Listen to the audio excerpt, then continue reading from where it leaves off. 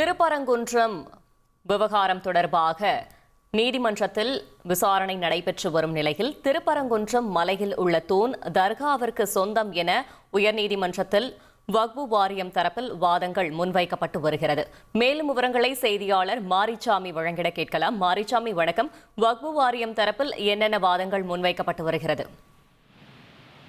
திருப்பரங்குன்றம் மலை உச்சியில் தீபம் ஏற்ற வேண்டும் என்ற அந்த விவகாரம் தொடர்பான மேல்முறையீட்டு வழக்குகள் இன்று 3ஆம் நாளாக விசாரணை தொடர்ந்து நடைபெற்று வருகிறது. இன்றைய விசாரணையில் வக்பு வாரியம் தரப்பில் ஒரு அதிரடி வாதத்தை வைத்திருக்கிறார்கள். அந்த தனி நீதிபதி ஜி.ஆர். சுவாமிநாதன் மலையின் உச்சியில் உள்ள தூணில் தீபம் ஏற்ற வேண்டும் என கூறிய அந்த தூண் தர்காவிற்கு சொந்தமானது, அதன் அருகில் இருக்கிற அந்த தர்காவிற்கு சொந்தமானது என தங்களது வாதத்தை வக்பு வாரிய கவுன்சில் வக்பு வாரிய வழக்கறிஞர் அந்த வாதத்தை முன்வைத்திருக்கிறார்.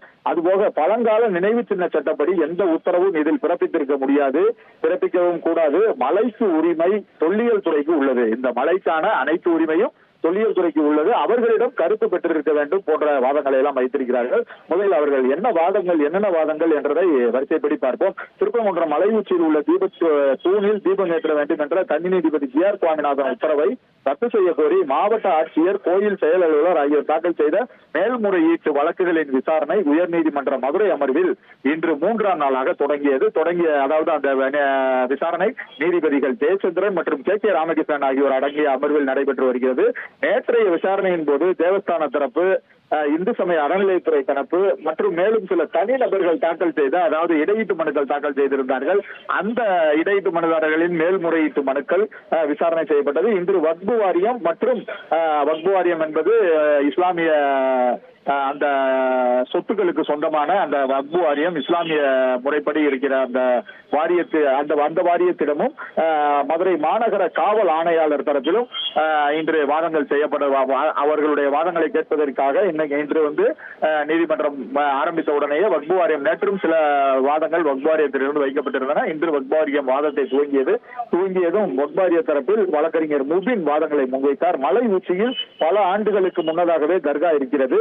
அதன் அருகில் தொழுகை நடந்து வருகிறது. அதுவும் அங்கு ஒரு வழக்கமாகவே இருந்து வருகிறது. அதுபோக மலை உச்சியின் இரு இடங்களில் என்னென்ன வழிபாட்டு தலங்கள் இருக்கிறது என நீதிபதிகள் கேள்வி எழுப்பினார்கள். உடனே அதற்கு அதுபோக தர்காவுக்கு சொந்தமான அது சார்ந்த நிலங்கள் என்னென்ன என்பதை வரிசைப்படுத்தி கூறுங்கள் என நீதிபதிகள் கேள்வி எழுப்பினார்கள். அதுபோக திருப்பரங்குன்றம் மலை உச்சியில் தர்காவும் மலையின் பின்புறம் பகுதியில் காசி விஸ்வநாதர் கோயிலும் இருக்கிறது. அங்கு ஒருபுறம் பக்தர்களும் ஒருபுறம் இந்து பக்தர்களும் ஒருபுறம் இஸ்லாமிய மக்களும் வந்து செல்ல குதிரை சுனை அருகில் வேறு பாதைகள் இருக்கிறது என வக்பு வாரியத்தின் தரப்பில் கூறப்பட்டது. அதுபோக திருப்பரங்குன்றம் மலை உச்சியில் உள்ள தூணில் தீபம் ஏற்றுவது தொடர்ச்சியான பழக்க வழக்கமாக இருந்தது இல்லை என வக்பு வாரியம் தரப்பில் கூறப்பட்டது. அதுபோக கடந்த காலங்களில் தீபம் ஏற்றுவது தொடர்பாக உயர்நீதிமன்ற உத்தரவுகள், தனி நீதிபதி உத்தரவுகள் கூட இருக்கிறது என வக்பு வாரியம் சொல்லியது. அதுபோக நெல்லித்தோப்பு மற்றும் அது சார்ந்த பாதைகள் அவ்விடத்திற்கு செல்லும் படிக்கட்டுகள் தர்கா நிலங்கள் என உத்தரவில் கூறப்பட்டுள்ளது. இவையெல்லாம் தனி நீதிபதி ஜி.ஆர். சுவாமிநாதன் கவனத்தில் கொள்ளவில்லை என வக்பு தரப்பில் கூறப்பட்டது. அதுபோல மலை உச்சியில் உள்ள தர்கா மற்றும் தூண் குறித்த படங்களை நீதிபதிகள் பார்வையிட்டனர். அதுபோக மலை உச்சியில் உள்ள தூணிற்கு செல்லும் பக்தர்கள் தர்காவை கடந்து செல்ல வேண்டுமா, அதற்கு வேறு பாதை ஏதாவது இருக்கிறதா, அந்த பாதையில் தான் செல்ல வேண்டுமா, அந்த பாதையில் தான் தர்காவும் இருக்கிறதா, வேறு பாதை ஏதாவது அந்த தூணிற்கு செல்வதற்கு தீபம் ஏற்றலாம் என்று கூறியிருக்கிறார்களே, அந்த மலை உச்சியில் உள்ள தூணுக்கு செல்வதற்கு வேறு பாதை இருக்கிறதா என நீதிபதிகள் கேள்வி எழுப்பினார்கள். அதுபோக திருப்பரங்குன்றம் மலை உச்சியில் உள்ள நெல்லித்தோப்பு தர்காவிற்கு செல்லும் படிக்கட்டுகள் இஸ்லாமியர்களுக்கு சொந்தமானது என உத்தரவு இருக்கிறதா எனவும் வக்பு வாரிய தரப்பில் அந்த கேள்விகள் எல்லாம் எழுப்பப்பட்டது வக்பு வாரியத்திடம். அதுபோக திருப்பரங்குன்றம் மலை உச்சியில் தர்கா அமைந்துள்ள ஒரே பாதையில் தர்கா, குதிரை சுனை, அதையொட்டி தூண் ஆகியவை இருக்கிறது என வக்பு தரப்பில் அவர்களுடைய வாதத்தை வைத்தார்கள். மலை உச்சியில் தர்கா இருப்பதால் அதனை சிக்கந்தர் மலை என கூறப்படுகிறது எனவும் அவர்கள் வாதத்தை வைத்தார்கள். 1920ஆம் ஆண்டு உரிமையியல் நீதிமன்றம் வழங்கிய உரிமையை தர்காவிற்கு உறுதி செய்ய வேண்டும் எனவும் கூறினார்கள். அதுபோக மலை மலை உச்சியில் உள்ள தர்கா பல ஆண்டுகளாக சிக்கந்தர் மலை எனவே அழைக்கப்பட்டு வருகிறது. 1920ஆம் ஆண்டு அதனை உரிமையியல் நீதிமன்றம் உறுதி செய்திருக்கிறது. அது போக கவுன்சிலும் உறுதி செய்திருக்கிறது. பிரிவியூ கவுன்சில் என்று சொல்லக்கூடிய அந்த கவுன்சிலும் உறுதி செய்திருக்கிறது.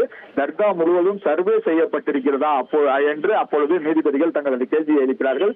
வக்ஃப் வாரியம் தரப்பில் வக்ஃப் வாரியம் சார்பில் சர்வே செய்யப்பட்ட ஆவணங்கள் இருக்கிறது. வக்ஃப் வாரியம் தரப்பில் ஆஜரான வழக்கறிஞர் முபின் கூறுகிறார். அதுபோக அந்த தர்காவிற்கு சொந்தமான நிலங்கள் தொடர்பாக ஆவணங்கள் இருக்கிறதா, உறுதியான ஆவணங்கள் கொடுக்க இயலுமா என நீதிபதிகள் கேள்வி எழுப்பினார்கள். இருந்தால் நாளை தாக்கல் செய்யுங்கள் எனவும் கூறினார்கள். தூணிற்கு செல்ல நெல்லித்தோப்பு வழி பயன்படுத்தப்படுவது இஸ்லாமியர்களுக்கு பாதிப்பை ஏற்படுத்தும். மலை உச்சியில் உள்ள தூண் தர்காவிற்கு சொந்தமானது என கடைசியில் தங்களது வாதத்தை ஒரு அதிரடியான வாதத்தை அவர்கள் வைத்திருக்கிறார்கள். தகவல்களுக்கு நன்றி மாரிசாமி. உங்கள் தந்திவன் தொலைக்காட்சியில் கர்ணன் தினமும் இரவு 7 மணிக்கு காண தவறாதீர்கள்.